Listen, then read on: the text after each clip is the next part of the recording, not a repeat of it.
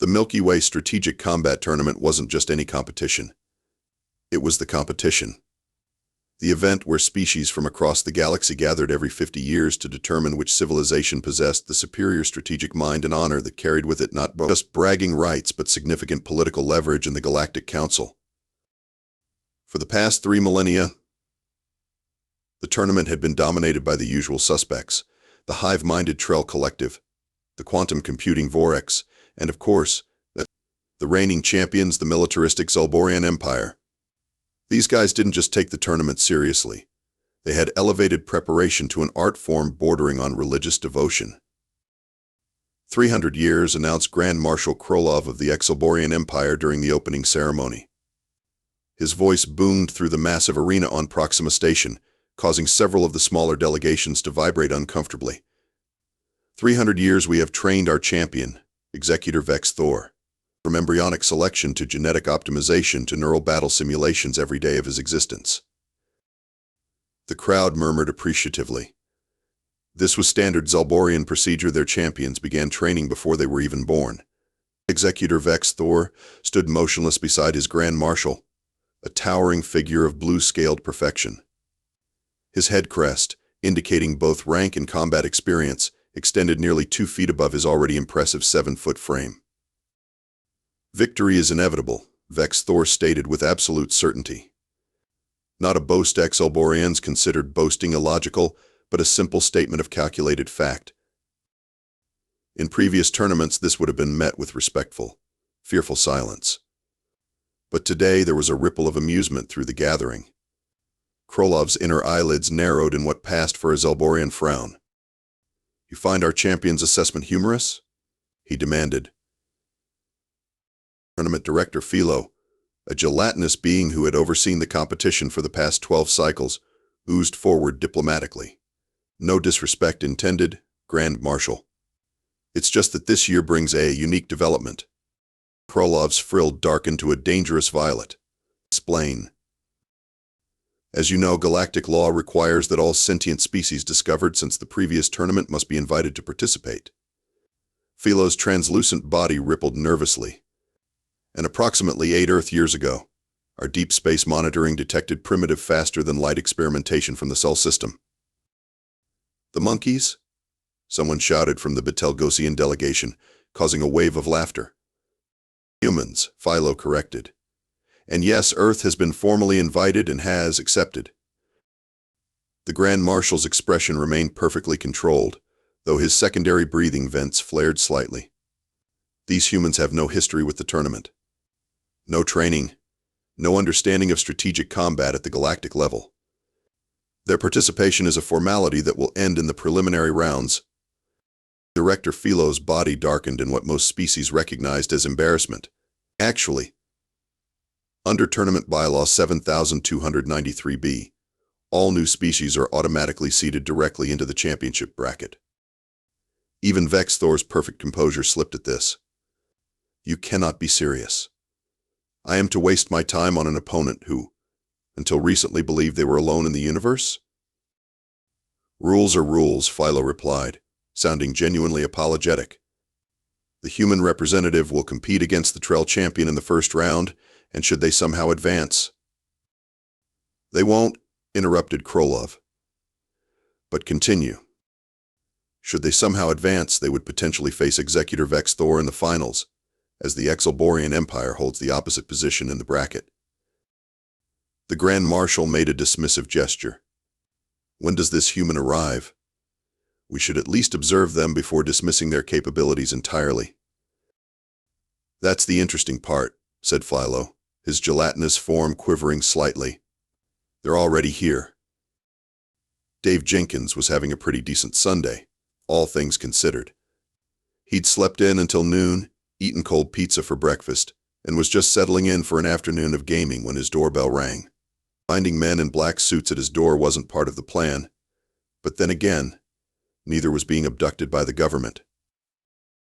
"Mr. Jenkins, please come with us." "It's a matter of planetary security," said the taller of the 2 agents, flashing a badge so quickly that Dave couldn't even tell which agency it was from. "Yeah, no thanks," Dave replied, attempting to close the door. The shorter agent stuck his foot in the doorway. Sir, you've been selected as Earth's representative in an interplanetary competition. The fate of humanity could depend on your participation. Dave stared blankly. Is this like those phone scams where you end up buying timeshares on the moon? 30 minutes and one very uncomfortable helicopter ride later, Dave found himself in an underground facility being briefed by what appeared to be a combination of military personnel, scientists, and people who looked like they hadn't slept in days. Let me get this straight, Dave said, interrupting a general who was mid-sentence and explaining something about galactic politics. Aliens are real. They have some kind of space Olympics. And I'm supposed to be in it? Strategic combat tournament. Corrected a harried-looking woman who had introduced herself as Dr. Eleanor Webb, Earth's hastily appointed Minister of Extraterrestrial Affairs. And yes, due to an unfortunate computer error, you've been selected as Earth's representative. Dave scratched his 3-day stubble. What kind of computer error accidentally picks a random guy from Pittsburgh? Dr. Webb looked pained. When the tournament invitation arrived, we had to interface our systems with their alien technology. The selection parameters were supposed to identify Earth's greatest strategic minds, chess grandmasters, military generals, that sort of thing. But, Dave prompted. But she sighed. It appears there was a translation error in the algorithm. Instead of selecting someone with the highest strategic capability, it selected someone who had achieved the highest level in what? Another official leaned forward. Something called Galactic Conquest Extreme? Dave's eyes widened. Wait, you mean the mobile game? I'm ranked #1 globally, but it's just a stupid phone game. A game that apparently shares remarkable similarities with the actual tournament structure, Dr. Webb explained. And once a selection is made, it cannot be changed. Tournament rules are absolute. So find someone else, Dave suggested reasonably. We can't. The tournament begins in less than 24 hours, and the aliens have already processed your biometric data. It has to be you, or Earth forfeits its position, which the diplomatic team informs me would be catastrophic for our standing in the galactic community. Dave slumped in his chair. Look, I work at help desk. I fix printers and reset passwords. I'm not your guy. A silver-haired general stepped forward. Son, I understand your reluctance, but right now you're all we've got. We need you to go up there, do your best, and at least show these aliens that humans aren't pushovers. And what exactly am I competing in? Boxing? Chess? Synchronized swimming? It's called Strategic Combat Simulation, Dr. Webb said. From what we understand, it's a complex decision-making game that tests adaptability, foresight, and tactical thinking. Dave sighed deeply. So basically, I'm playing a real-life version of the game I play when I'm avoiding real life. Perfect. No. Dave's first glimpse of Proxima Station came through the viewport of what the aliens called a standard diplomatic shuttle, though there was nothing standard about it from a human perspective. The massive space station looked like someone had taken every sci-fi movie Dave had ever seen, thrown them in a blender, and then built something even more impressive. Holy shit, was his eloquent response. Ambassador Chen, who had been assigned as Dave's handler, winced slightly. Mr. Jenkins, please remember you're representing all of humanity. Try to maintain some decorum. Right, sorry, Dave said, not sounding sorry at all. Holy excrement. The shuttle docked with a gentle hiss, and Dave was ushered through a series of chambers that adjusted atmosphere and gravity to Earth normal conditions. The diplomatic team had dressed him in what they described as formal attire appropriate for interstellar representation, essentially a sleek blue jumpsuit with the Earth logo hastily patched onto the shoulder. You'll be presented to the Galactic Council, and then introduced to the other competitors, Ambassador Chen explained as they walked. Just smile, bow slightly, and try not to mention anything about probing or little green men. Wouldn't dream of it, Dave replied, though his eyes widened as they entered the central chamber and he got his first look at the assembled alien species. Though some of them are actually green and little. The introduction ceremony was a blur of unpronounceable names and incomprehensible protocols. Dave stood awkwardly as Ambassador Chen announced him as Earth's chosen champion, Strategic Combat Master David Jenkins. A ripple of what sounded like laughter moved through the alien delegates. "Something funny?" Dave whispered to Chen. "They don't consider Earth a serious competitor," the ambassador admitted quietly. "The betting odds against you are astronomical." "And what happens if I lose?" "Nothing dire," Chen assured him. "Earth simply won't gain the political influence that comes with a strong tournament showing. But no pressure." Dave's attention was drawn to a commotion at the far side of the chamber. A delegation of blue-scaled humanoids had entered, surrounding what appeared to be their version of a rock star. The central figure stood head and shoulders above the rest, with an impressive head crest and armor that seemed to shimmer with its own light. "Who's the blue mohawk guy?" Dave asked. "That," said Chen with undisguised awe, "is Executor Vex'thor of the Xelborion Empire, a tournament favorite. His species has been preparing him for this competition since before you were born." Dave whistled. "Talk about helicopter parenting." "Mr. Jenkins," hissed Chen, "please don't make comments about." But it was too late. The Xelborion delegation had changed direction and was heading straight for them. The crowd parted like the Red Sea as Executor Vex'thor approached, his cold, reptilian eyes fixed on Dave. "So," the alien said, his voice surprisingly melodious despite coming from such an intimidating figure, "you are the human champion." Dave nodded, extending his hand out of habit. "Dave Jenkins. Nice to meet you." Vex'thor stared at the outstretched hand with what might have been disgust. "I have studied the strategic history of 12,000 civilizations.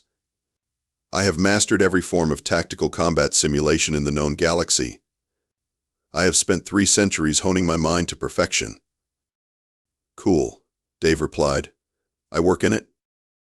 The Xelborion's head crest flared slightly. "You repair technology?" "Mostly I turn things off and on again, and hope for the best." Ambassador Chen looked like she might faint. "Your species' approach to this sacred competition is an insult," Vex'thor stated flatly. "But it is of no consequence. Should you somehow advance far enough to face me, which is mathematically improbable to the point of impossibility, your defeat will be swift and absolute." With that, the Xelborion turned and strode away, his entourage following in perfect formation. "I think that went well," Dave said cheerfully. Chen was about to respond when a small, greenish alien approached them, its multiple eyes blinking rapidly. "Greetings, human," it chirped. "I am Zigzag, bookmaker for the tournament. Would you like to know the current odds on your performance?" "Hit me," said Dave. "The odds against you winning your first match are 750 to 1. The odds against you winning the tournament are," Zigzag consulted a holographic display, "approximately 15 million to 1. Dave raised an eyebrow. "So you're saying there's a chance?" The tournament arena was nothing like Dave had imagined. There were no physical weapons, no chessboards, no obvious gaming equipment, just 2 elevated platforms facing a 3-dimensional holographic display that shifted and morphed like a living thing. The strategic combat simulation presents each competitor with identical resources and objectives, explained the tournament official, a tentacle being named XORX. But how you perceive and interact with those resources is tailored to your species' cognitive patterns. "So it's like virtual reality?" Dave asked, examining the neural interface headset he'd been given. "In the most primitive sense, yes," XORX replied. "Your first opponent will be Hive Commander ZTK of the Trell Collective. The match begins in 10 minutes. Ambassador Chen looked nervous. "We've analyzed what little information we have about the tournament format. The Trell have a hive mind. They excel at coordinating multiple actions simultaneously. Try to be unpredictable." "That's pretty much my specialty," Dave assured her. When the match began, Dave found himself looking at something that resembled his favorite mobile game, but with infinitely more complexity. Resources, units, and tactical options flowed around him in a dizzying array. The objective seemed simple enough: outmaneuver your opponent, and capture their command center. What happened next would later be described in the official tournament record as tactically inexplicable. While the Trail commander executed a perfectly coordinated multi-pronged attack strategy, Dave essentially ignored conventional wisdom. He concentrated all his resources on a seemingly random objective, abandoned key defensive positions, and at one point appeared to be actively working against his own interests. The spectators watched in confusion. The Galactic Council members exchanged baffled looks. Even the tournament officials seemed uncertain if the human understood the rules. And then, suddenly, Commander ZTK's carefully constructed strategy collapsed. The Trail forces, spread too thin trying to counter Dave's unpredictable movements, found themselves outmaneuvered. Within moments, the match was over. Winner, Earth Champion David Jenkins, announced the automated system. The arena fell silent. Then Ambassador Chen let out a whoop that was most undiplomatic. As Dave removed his interface headset, he found himself surrounded by stunned officials and curious alien reporters. "How did you devise such an unconventional strategy?" demanded one floating orb that appeared to be a news drone. Dave shrugged. "I just played like I always do. When your opponent expects you to zig, you zag. When they expect you to zag, you order pizza." Similar scenes played out through Dave's next matches. Against the methodical Arcturian grand strategist, Dave employed what he called his screw it, let's see what this button does approach. Facing the predictive algorithms of the Vorax champion, he deliberately made moves that had no discernible pattern. Each victory sent shockwaves through the tournament. Rumors began to spread. The human was using some kind of secret Earth technology. He was cheating. He was actually a strategic genius disguising himself as an ordinary person. The Galactic Council called an emergency session. "This is unprecedented," stated High Counselor Trazix. "The human strategies defy all known tactical models." "Perhaps that is precisely the point," suggested another counselor. "His approach is so foreign to our understanding that it cannot be predicted or countered." Meanwhile, Dave had become something of a celebrity among the spectator species. Dozens of alien fans approached him for what he assumed were autographs, though some wanted genetic samples instead. He declined the latter requests. "I don't get what the big deal is," Dave told Ambassador Chen as they prepared for his semifinal match. "I'm just playing the game. It's not that different from what I do on my phone, except the graphics are way better." Chen looked at him with a mixture of awe and disbelief. "Dave, you've just defeated three of the most brilliant strategic minds in the galaxy. The diplomatic opportunities this opens for Earth are beyond calculation. And now you're just one match away from facing Executor Vex'thor in the finals." "That blue guy with the attitude?" Dave took a bite of an alien food that had been assured was safe for human consumption.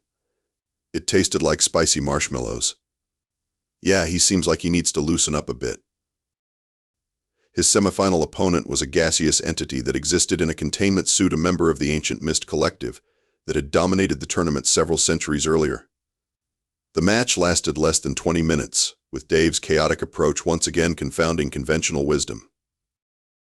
As the victory was announced, Dave noticed Executor Vex'thor watching from the shadows of the arena. His expression unreadable, but his head crest fully extended in what Dave had learned was a sign of extreme agitation. "Looks like it's me and Blue Man Group in the finals," Dave remarked to no one in particular. The news spread across the galaxy faster than light itself. The finals would pit the most meticulously prepared champion in tournament history against a human who, by his own admission, had no idea what he was doing. The finals of the Milky Way Strategic Combat Tournament were traditionally held with great ceremony. Ancient protocols were observed, oaths were sworn, and the competitors engaged in ritual declarations of their strategic philosophies. Executor Vex'thor stood on the ceremonial platform, resplendent in armor that had been worn by Xelborion champions for millennia.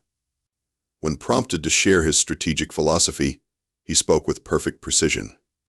"Strategy is the art of seeing not just what is, but what must inevitably be.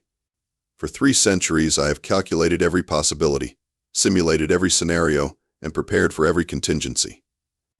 Victory is not a goal, it is a mathematical certainty. The crowd turned expectantly to Dave, who was wearing his tournament jumpsuit with the addition of a baseball cap he'd brought from Earth that read, "I'd rather be gaming." "Mr. Jenkins," prompted Director Philo, "your strategic philosophy?" Dave scratched his chin thoughtfully. Sometimes you just gotta wing it."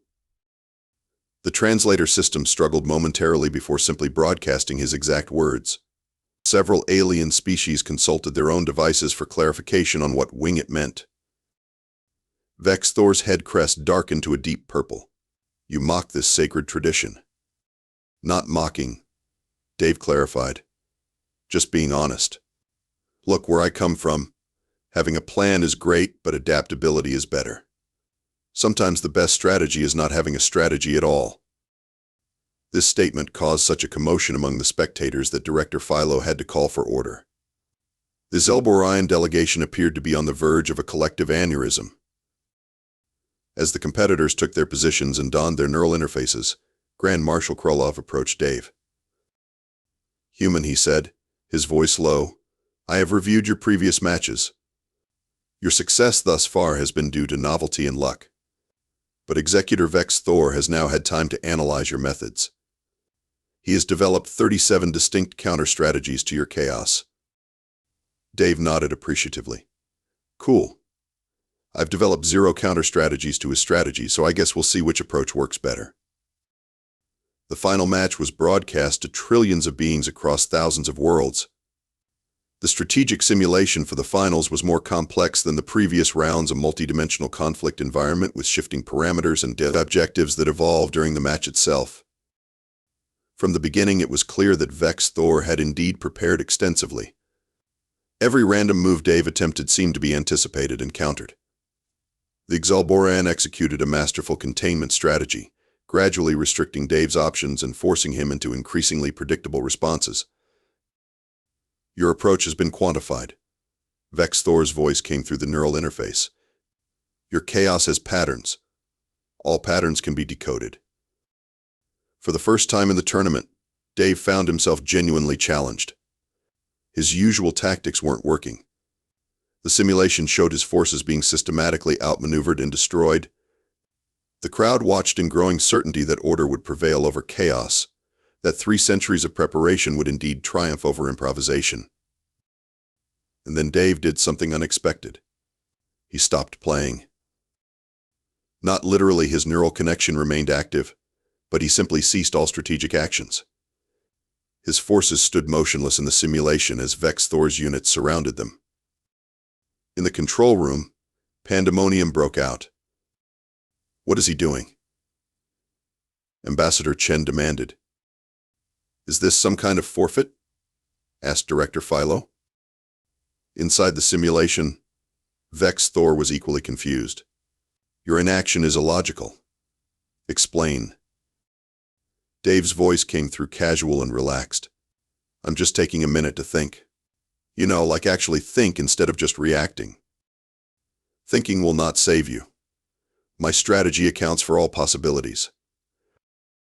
"All possibilities you can imagine," Dave corrected. "But here's the thing about you super logical types, you're really bad at imagining stuff that doesn't make sense." And with that, Dave launched what would later be referred to in strategic textbooks across the galaxy as the Jenkins Gambit. He deliberately sacrificed his strongest units, abandoned critical resources, and concentrated all efforts on objectives that had no apparent strategic value. It looked, to all observers, like the actions of someone who had completely lost his mind. Vex'thor's carefully prepared counter-strategies began to falter. His forces, programmed to respond to logical actions, found themselves chasing shadows as Dave's remaining units executed maneuvers that served no discernible purpose until suddenly they did. As the simulation reached its climax, a pattern emerged from the chaos. Dave's scattered forces, moving in ways that had seemed random and self-defeating, converged from unexpected angles. Resource allocations that had appeared wasteful revealed themselves to be elaborate feints. For the first time in his 3 centuries of existence, Executor Vex'thor hesitated. And in that moment of hesitation, Dave struck at the one vulnerability the Xelborion had never considered his own certainty. The simulation ended with a decisive human victory. The arena erupted. Species that had existed in enmity for millennia embraced in shared astonishment. Betting systems crashed across the station as payouts reached astronomical levels. Dave removed his neural interface and stretched. "Good game," he said to the stunned Xelborion. Vex'thor stood motionless, his perfect composure shattered. "Impossible," he whispered. "I calculated everything." "That's the problem," Dave replied with genuine sympathy. "You can't calculate everything. Sometimes the winning move is the stupid move that nobody sees coming because it's too stupid to consider."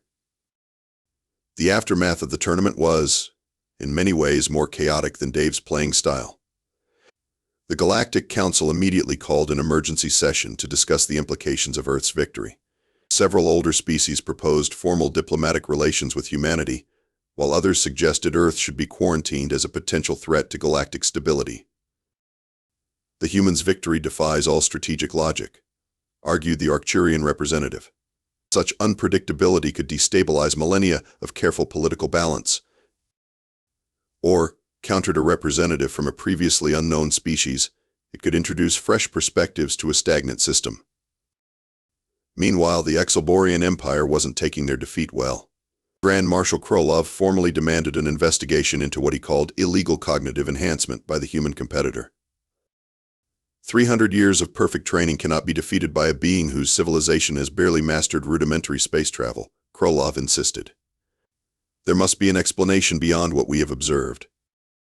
Tournament officials subjected Dave to numerous scans and tests, all of which confirmed he was just a perfectly ordinary human being with slightly elevated caffeine levels and a fondness for snack foods. "I told you," Dave said as the final scanner powered down. "I'm just a guy who's good at games." Ambassador Chen, who had been promoted to Earth's first Galactic Council representative following the tournament, couldn't stop smiling. "Dave, you don't understand what you've accomplished.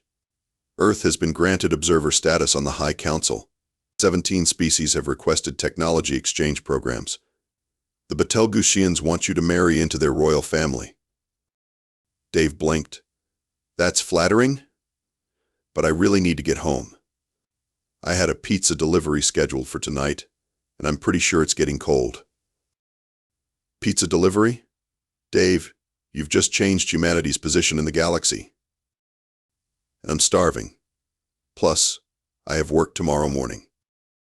Despite protests from nearly every diplomatic corps in the galaxy, Dave insisted on returning to Earth immediately.